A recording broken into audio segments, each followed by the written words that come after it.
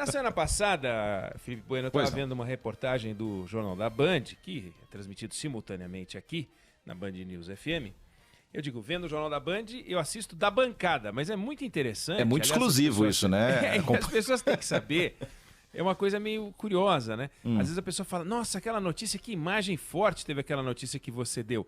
E às vezes você assistiu a notícia antes, leu, viu o vídeo, quando você estava participando do processo de fechamento do jornal. Mas às vezes você não viu. E quando você está lendo a notícia, você está olhando para a câmera e a imagem está correndo, as pessoas estão vendo, mas você não está vendo a imagem. Exato. Porque você está lendo o texto. Então as pessoas falam, nossa, imagens fortes, você diz, sério mesmo? Você nem viu. Claro, depois você chega em casa, você pode assistir o jornal, ver de novo, mas na hora você não está vendo. Era a magia da fotografia antiga, quando você vai fazer a foto, fechava aquela lente, plect, e no momento exato da foto, você nunca podia ver a foto que realmente você estava tirando, você imaginava. Ou agora você consegue ver depois na sequência e fazer de novo, mas antigamente tinha essa coisa da magia. Mas eu assistia uma reportagem do Jornal da Band sobre o Projeto Tamar, as dificuldades do Projeto Tamar nesse período da Covid, com recursos, um projeto bacana, difícil ser tocado. Tamar é Tá de tartaruga, Mar de marinha, então aquele projeto que trabalha com a preservação das tartarugas. Todo mundo já viu aquela cena que eu acho que é simbólica, né, do Projeto Tamar, aquelas tartaruguinhas correndo assim, indo para o mar, né, recém-nascidas, e elas já sabem que elas têm que correr para o mar, porque elas não correm para o outro lado, né, ou para o lado, e elas saem direto para a água. Quer dizer, como é que ela sabe que é para ir para a água, né? A mãe falou, escreveu no ovo, ó, ao sair vá direto para a água. Não, ela já sabe, é instinto animal, tartarugal, né? E todo bicho tem esse troço. Então o bicho está ameaçado, ele faz o que se espera que ele faça. Então a tartaruga faz isso, o leão vai atacar o antílope, o elefante vai, sei lá o que vai fazer. A barata, então, não vou nem discutir barata. Deixa. Porque é um desespero para boa parte dos ouvintes. O que tem de instinto animal na barata? Eu não sei. A impressão que eu tenho é que elas foram programadas para atacar o ser humano. Então elas vão pro canto só para poder te atacar. O objetivo delas é te atacar. Então ela finge que ela está vivendo uma vida, mas no fundo finge que morre. Todas aquelas coisas que só a barata tem, né? Uma coisa horrorosa. Bom, o ser humano, ele não vem todo programado. Ele aprende. Ele é um ser social, cheio de códigos para organizar essa sociedade, sistemas de punição, recompensa, etc. e tal. Tanto que a gente acaba se surpreendendo, ou se desiludindo, ou se desesperando, né? Quando a gente vê caso de gente que não aprende, né? Ou que parece que desaprende. E essa afirmação de que tem gente que não aprende vale para muita gente, mas se encaixa como uma luva nesses cretinos de esquerda e de direita que a toda hora ocupam o noticiário, tornando o debate nacional medíocre, né? Quase selvagem, esses grupelhos de quinta categoria dos dois lados, meia dúzia daqui, meia dúzia dali. É importante que se diga que é meia dúzia, né? Como eles se chamavam de 300, que foram, não é 300, não tinha 300. E patrocinaram cenas ridículas. Agora, se louco não fizer loucura, né, o que eles vão fazer? Fazer loucura mesmo. O problema começa quando esse tipo de gente consegue estabelecer uma conexão com o Brasil oficial. Aí a gente tem um nó, né? Quando eles estão de um lado e as autoridades estão de outro, que é como tem que ser, tudo bem. Loucura de esquerda, loucura de direita. A gente já viu cenas absurdas, né? O MST, por exemplo, fazendo invasões de terras produtivas. O MST destruindo canteiros de pesquisa que levavam anos para desenvolver novas sementes, e eles iam lá e destruíam, né? Um negócio horroroso. E tinha conexão, sim, com o lado oficial, que é o problema. Então, quando tem o lado oficial junto, aí é que o nó começa. O ministro da Educação teve no acampamento desses caras, né? Ouviu os lamentos deles, desses Napoleões lá, dizendo que não aguentavam pagar a conta da corrupção. Aí o que falou o nosso Abraham Weintraub? Que ele já disse o que faria com os vagabundos. Lembrando aqui, né, que numa reunião ministerial ele disse que colocaria todos os vagabundos na cadeia, porque ele é bacana, né? Ele já sabe quem são os vagabundos, qual foi a vagabundagem, ele já investigou, Ele já denunciou, já sentenciou e já condenou. Vão pra cadeia. Quais? Todos. Todos os vagabundos. Eu também sou a favor de botar todos os vagabundos na cadeia. Quais são? Todos. Quantos tem? Não, todos. É uma visão maravilhosa do mundo, né? Eu sou a favor de recrutar a seleção brasileira só com talento, só com um jogador talentoso. E quais que você não contrataria, não colocaria? Os pernas de pau. Quais? Todos. Nenhum perna de pau. Ah, é? Quais são? Todos. Nenhum. Todos. Nenhum. Quer dizer, é de uma estupidez que é uma coisa incrível, né? Aí ele fala, começando pelos ministros do STF, foi o que ele falou. E aí ele fez piadinha, sem máscara, com o bonezinho dele. Ele se acha, ele acha assim, ele é o Che Guevara, né? Ele é o Fidel Castro, sei lá o que ele é, se ele fosse de esquerda. Ele acha que ele é um grande líder, esse sujeito, né? Tem põe uma barbinha e tal, e acha que ele é um cara brilhante, um espetáculo. Dificilmente vai continuar no cargo depois dessa cena ridícula, estúpida, que ele foi lá conversar com esse pessoal, que é uma gente que acha que a gente realmente vive numa republiqueta, entendeu? Que basta juntar um punhado de gente que você vai fazer uma revolução, entendeu? Revolução, que coisa ridícula. Bem fez o governador do Distrito Federal, fecha a esplanada, tira esse povo que tá fazendo bagunça daí, é bagunceiro, bando de bagunceiro. Aí o que fizeram esses Napoleões de hospício? Fizeram um show de fogos de artifício contra o prédio do Supremo Tribunal Federal. Vamos combinar? Não tem importância nenhuma o que aquela meia dúzia faz. Mas não pode permitir, porque a lei não permite. Eles são doidos, né? Resultado, acabaram presos. Agora, o nosso desafio como país não é achar esses 3, 4 loucos e prender. O nosso desafio como país é garantir a preservação de uma linha que divide os malucos, repito, que só são malucos porque fazem e falam maluquices, dos agentes públicos e dos agentes políticos, que esses não podem falar bobagem, nem fazer lambança na quantidade que fazem. A gente precisa trabalhar menos no mundo mágico que esse povo parece acreditar existir e mais no mundo real, que não tem nada de ficção, né? Pega a entrevista que o ministro Luiz Eduardo Ramos, chefe da Secretaria de Governo, o camarada que controla as indicações para os cargos mais importantes do país, o responsável pela articulação política, o responsável pelo toma lá da cá do governo Bolsonaro, general, sujeito lido, vivido. Aí ele dá uma entrevista para a revista Veja, que pergunta a ele qual é a possibilidade de um golpe militar no Brasil.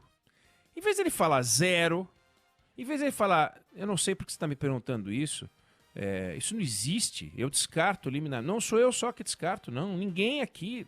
Não, ele começa dizendo que foi instrutor de academia por vários anos, que viu várias turmas se formarem, que conheceu e que esses cadetes atualmente estão no comando de unidades do Exército, ou seja, eles têm tropas. Aí vem, para eles é ultrajante dizer que as Forças Armadas vão dar o golpe e que vão quebrar o regime democrático. Inclusive, o presidente nunca pregou o golpe, como se isso fosse uma virtude. Olha, nem o presidente pregou o golpe. Você diz, é mesmo, que bacana, né? Que mais que ele nunca fez, né? E termina com uma frase lapidar. Agora, o outro lado tem que entender também que não pode esticar a corda. Bom, primeiro eu não entendi o que é o outro lado. O outro lado é o quê? Os argentinos, os venezuelanos, é o PSOL, é o PT, é o PSDB. Quem que é o outro lado? O general, quem são eles? Dá um nome. A revista Veja, a entrevista muito bem feita pelo repórter Tiago Bronzato, fala assim, mas o senhor se refere a quê? Né? Do que o senhor está falando? Aí ele fala assim, aí ele fala que o Hitler exterminou 6 milhões de judeus, fora as outras desgraças, e que para comparar o presidente ao Hitler é passar do ponto, que isso não contribui com nada para serenar os ânimos, e também que não é plausível achar que um julgamento casuístico pode tirar o presidente que foi eleito por 57 milhões de votos. Quem é o general para discutir julgamentos no Poder Judiciário? Ele não pode fazer isso, mas ele faz. Aí o jornalista perguntou, mas o que seria um julgamento casuístico? Entrevista cuidadosa, feita direitinho. Tá, o senhor está falando isso, explica para nós, vai explicando. O melhor tipo de entrevista é essa, fala mais, né? Aí ele pega e fala, um julgamento do Tribunal Superior Eleitoral não seria justo. Dizem que havia muitas provas na chapa da Dilma e do Temer, mesmo assim os ministros consideraram que a chapa era legítima. Não estou questionando a decisão do TSE. Quer dizer, veja só, Por que não tiraram o Dilma e o Temer? Aí ele questiona. E agora não pode tirar, fica esse troço. Ou seja, o general dá a entender que tudo vai estar bem se não esticarem a corda, sem dizer quem é que estica a corda. Ele dá a entender que o TSE pode julgar, mas tem que absolver a chapa. Bolsonaro e General Mourão. E deve absolver mesmo, provavelmente é ridículo o julgamento, mas não importa, ele não tem que dar opinião. E que o STF pode fazer o seu trabalho, mas dentro de certos limites.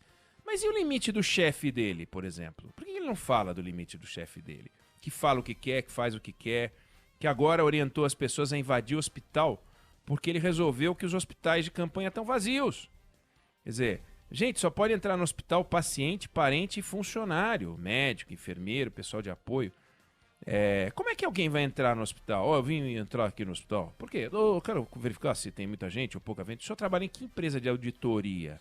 Né? O senhor foi contratado por quem? Não, eu quero entrar. Inclusive o presidente disse para eu dar um jeito de entrar. Literal do presidente. Tem um hospital de campanha perto de você, tem um hospital público, arranja uma maneira de entrar. Arranja. Se veste de Covid, como é que faz isso? Muita gente está fazendo isso, mas mais gente tem que fazer para mostrar se os leitos estão ocupados ou não, se os gastos são compatíveis ou não. Quer dizer, o cara vai entrar, vai ver se os leitos estão ocupados, depois vai entrar na administração e vai conferir as despesas, as planilhas. Aí vai entrar um cara e vai falar: o que o senhor está fazendo aqui? Então, eu estou conferindo as planilhas, mas, inclusive passe a senha. Isso nos ajuda, ele disse o presidente, mas ajuda a quê? A manter uma guerra ideológica em torno da doença?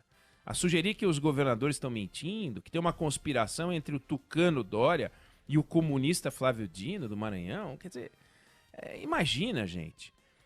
O que o presidente diria, o que o general Ramos diria, o que os apoiadores dessa linha diriam, né? Se um maluco resolvesse invadir o hospital onde o presidente Bolsonaro estava internado, no tempo em que ele foi alvo de um atentado, para checar se houve atentado ou não. Vai lá e checa. Vamos invadir, dar um jeito de entrar, porque tem muita gente que diz que o Bolsonaro não foi esfaqueado, que não saiu sangue, inclusive não saiu sangue na hora.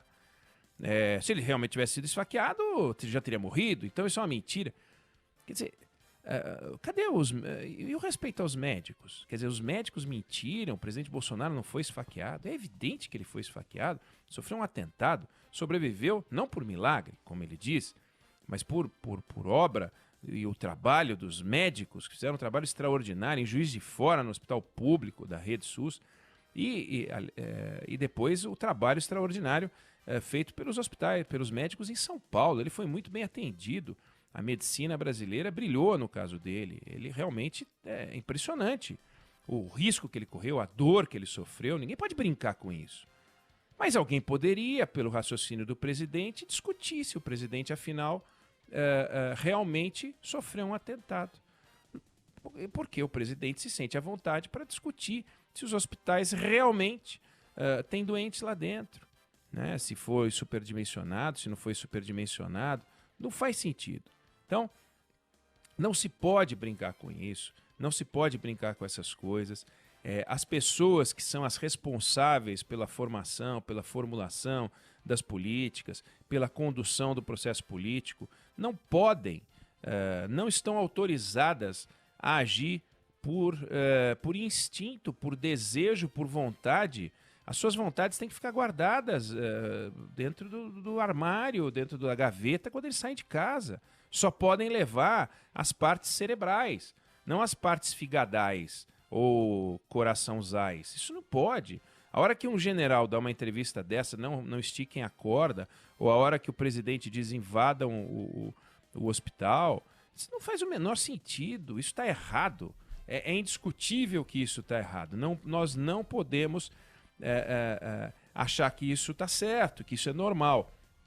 De forma que fica aqui registrado que nós estamos começando uma semana, mais uma semana tensa, inquérito das fake news, movimentos e discussões institucionais. A gente tem que tirar isso da frente. É a primeira vez em muitos anos que o Brasil fica discutindo crise institucional entre os poderes. A gente teve vários pequenos episódios em governos anteriores, mas não houve uma crise institucional entre os poderes. No governo Dilma, a gente teve uma crise política, porque a Dilma ia ser julgada no processo de impeachment. Mas não teve uma crise institucional. A Câmara fez o seu papel, ninguém questionou. Claro, os petistas questionaram. O Senado fez seu papel, votaram, tchau, querida, e a tchau, querida foi. Né? Não teve papo. Crise institucional é o tempo inteiro esse tema de uns meses para cá, ficando um troço infernal. Entre os poderes, a gente diz entre executivo, legislativo e judiciário, e também agora entre os níveis diferentes do poder executivo. Menos vamos respirar, porque a gente está precisando de respirador, não só aqueles respiradores de UTI, mas a gente está precisando de respirador político, para os políticos, para eles respirarem, aumentar a oxigenação, porque alguma coisa está errada nisso.